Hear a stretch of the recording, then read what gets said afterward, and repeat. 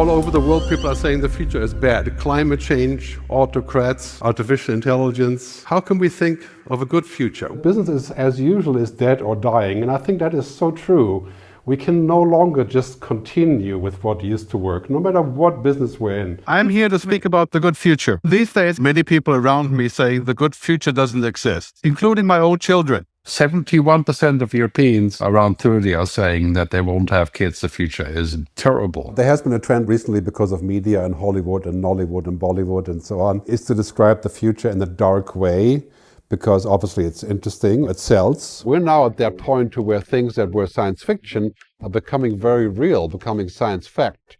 Whether that's about language translation or robots or artificial intelligence. I'm hopeful about the future because I realize that I make the future. If you have hope in yourself, that means you could have hope in the future.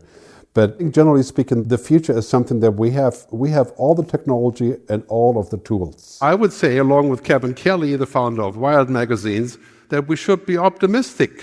Not because we have less problems, but we have more capacity to solve them. Nuclear fusion, for example, will provide unlimited energy in approximately 15 years. Now in technology, the question is no longer if we can do something or when or how, but why do we do something and what do we want from it? Today, when you're 30, you're looking at people, planet, purpose, peace, prosperity. You have a wider view. Your mindset contains the future. The belief that tomorrow can be better than today is an essential requirement. And this is why my pledge is for us to develop that optimism and to groom it and to help each other feel optimistic. We need to create the conditions for us to be able to bring that out. And that is what I see as the good future. We need to stop asking this question, what will the future bring? As if the future was generated in Silicon Valley or in China. And this is the amazing thing that we have to learn in Europe, that we are actually in charge of our future. The American future no longer exists, at least not as a global reference point. What we're witnessing right now, it's the rapid emergence of what I call the bad future. In Europe, the numbers are shrinking, all the countries are declining, right? And that is because most people between 25 and 35, 70% are now saying they will not have children because the future does not look good. The future is owned, not shared, and it's winner takes all. Recently, the signal to the world became simple.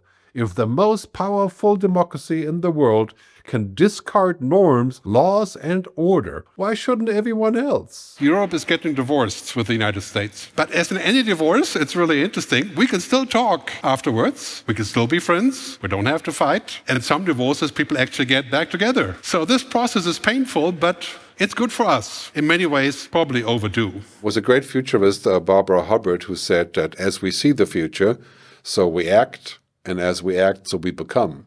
Can we create a pan-European view of the future? Can we claim the future and not leave it to Silicon Valley or to China or to Russia? In Europe, we are humanists. I mean, we care mostly that there should be human flourishing. Not to say that Americans aren't humanists, right? But there's a different emphasis there. And now we're discussing this, to be independent. Did you know 96%, 258 billion euros per year of our IT budget goes to America? Everything we use is American. How can we be sovereign? Well, yeah, good luck. We are becoming the United States of Europe. This is inevitable. I mean, it's happening all around us, and this is the way forward. It is painful for many. It is an illusion for others. But on top of that, this whole process is being driven by what is happening in America, the sort of pivoting of America. It's time for Europe to take back tomorrow in 2026. It will be made everywhere else, but its moral center must be Europe. Take back tomorrow, today. Because if Europe doesn't do it, no one will. The key question is, how do you actually keep things human in a world that's completely connected, where everything is monitored and tracked and interconnected and growing exponentially? Digital ethics is really about this issue of keeping humanity alive and not putting the machines inside of absolutely everything. So you can safely say the power of technology has already surpassed the scope of our ethics. Intelligence is not consciousness, and the real world is larger than what the AI sees. Intelligence is about solutions. AI can do that. Emotions are a requirement to create. You can always say, well, it doesn't matter. nobody would notice. That could be true depending on who you're creating for. Right? But for my own measurement, I don't like it. I think we need to face the fact that machines don't think, they don't feel, they don't have hunches, they don't understand, they don't imagine, and they don't care.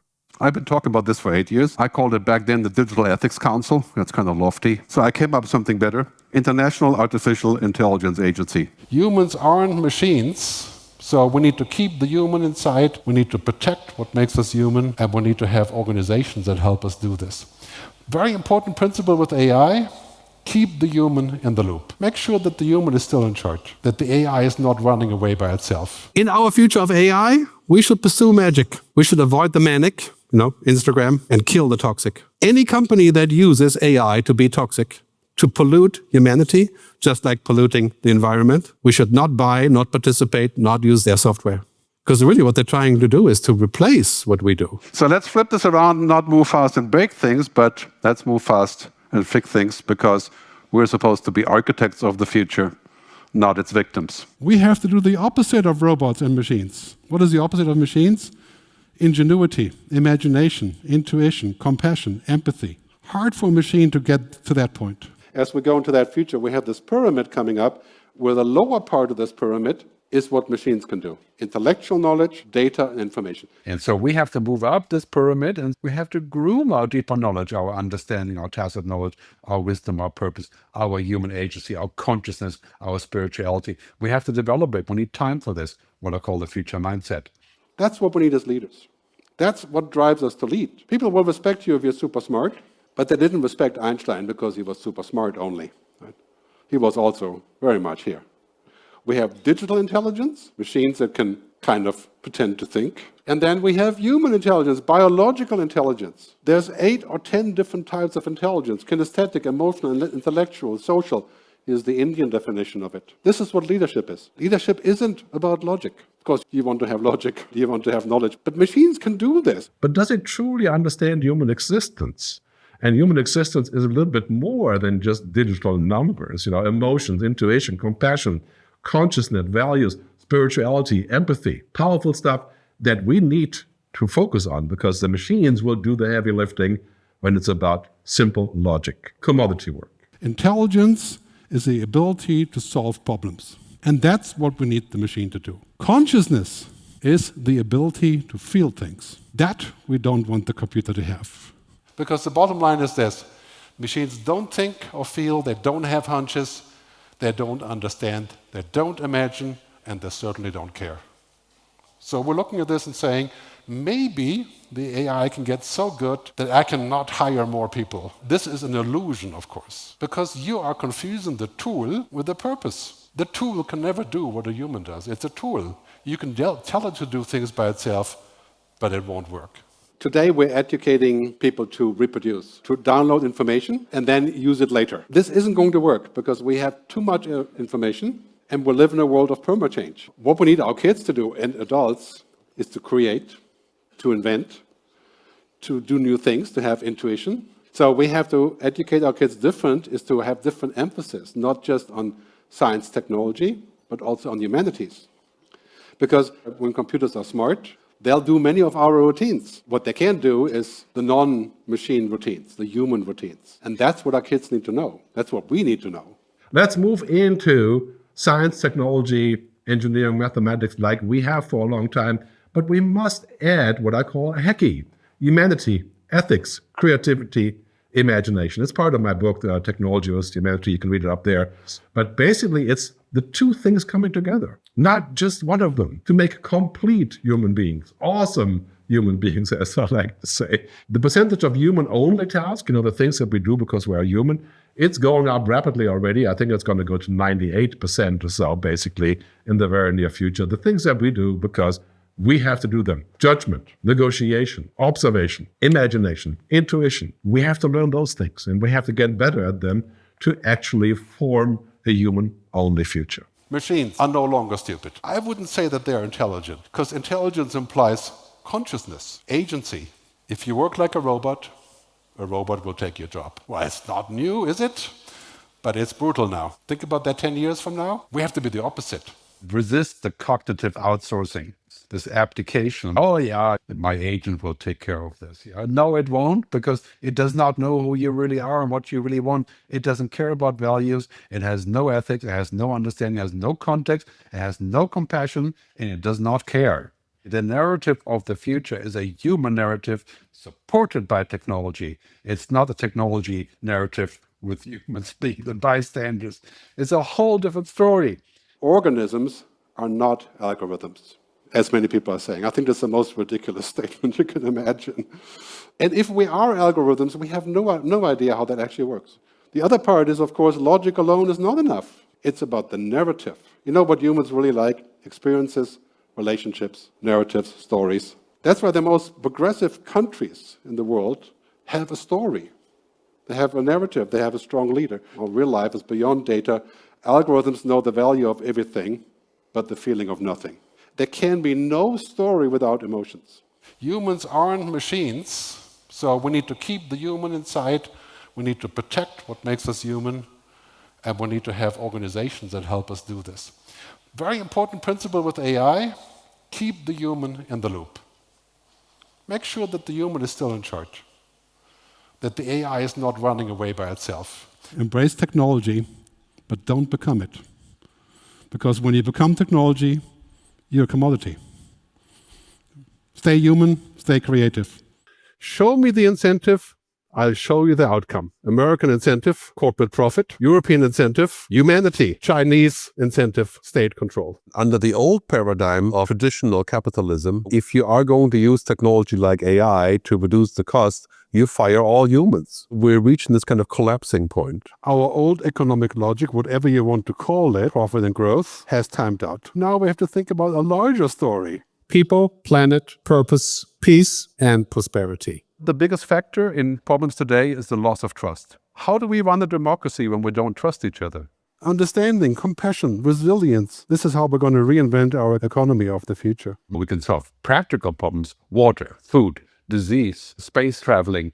Those are scientific, technological challenges. But how can we have a great economy when we have no planet? Economy and the planet. It's not either or. When I look back at my paradigm, it was about getting ahead, being more prosperous. This paradigm is shifting today. You talk to a 35-year-old person, they will not work for a company that's doing bad things. How do you learn to be an editor or a musician or a writer without going through the effort? And it's giving us a simulation that we can work faster and better without covering the basis. And I've recently enlarged it from the 4 Ps to the 5, so that includes peace, in the light of discussion about nuclear rearmament and so on. The idea of dominating the world, we have to have a Manhattan Project for AI. Can you believe this?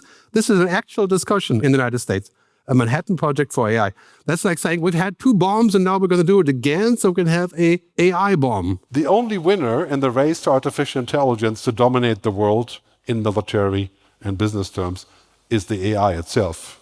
So we have to think about a different approach. We have to think about maybe something like a universal basic capital fund. And you'd be surprised how that would work, putting money from business proceedings into a fund for the citizens. Every citizen in Alaska gets money from the production of oil. You call that socialist, I call it capitalist, because it makes people into little capitalists because they're participating. We're talking about 50 trillion of GDP per year. What do we do with that money? We can use that money to redistribute to people who want to do something where they don't get paid for, like having children, doing social work, writing a book, making a movie. Today, this is the profile, people, planet, purpose. Tomorrow there will be a different profile and a different story.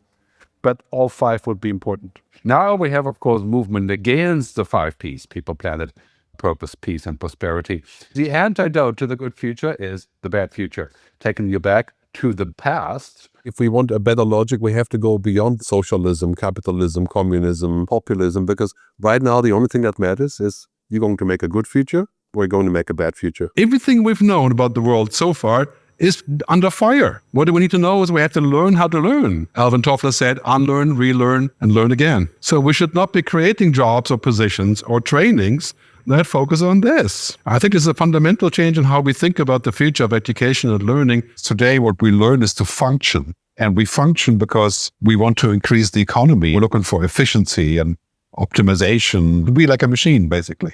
20 years ago, you get an MBA, you work for a company, you work 14 hours a day, you work like a machine, And if you're a good machine, you get good money. And all of that is finished. I went to University of Bonn. Then I went to Berklee College of Music in Boston. And this is what I did there. Right? I download the program to function. But today we find out life isn't about functioning. If it was about functioning, it would be easy. It's about creation. It's about making things, not about functioning. This is not how real life works. So the biggest complaint I have about my own education is that it taught me that if I study a lot, I will be successful. That's just simply not true. If I create a lot, if I invent a lot, then I'll be successful. And maybe I find that with the studies, but it's not the same thing. We have to look beyond this. So we must now start to learn and do different things in learning, not just STEM, but also Heki. We must go beyond the explicit. We must have a different curriculum that doesn't just focus on the explicit. We must move towards just-in-time learning, not just in case. Train equally in STEM and Heki. We should spend the same money in arts education, training, ethics, and so on than we spend in training technology and science. So what we need to learn now in school is this: human agency, consciousness, imagination, intuition, compassion, empowerment, resilience. How do we teach that? That's the key to our future right there. Many schools don't teach subjects anymore. They teach topics. So you go to school for half a year and your topic is climate change. Chemistry, physics, politics, languages, everything rolled together in one topic. And at the end, you don't get a test, you have to give a speech. ChatGPT couldn't do that, to give a speech on that topic. A lot of work is going to change where the total commodity work is done by machines, whether it's robots or software. And so that frees us up to do other things. So if you're a lawyer, for example, you need to do research for your case. Then you can get the computer to find lots of interesting documentation. It can read the PDF for you, can summarize the PDF. But in the end, you have to make a decision. You have to use your judgment.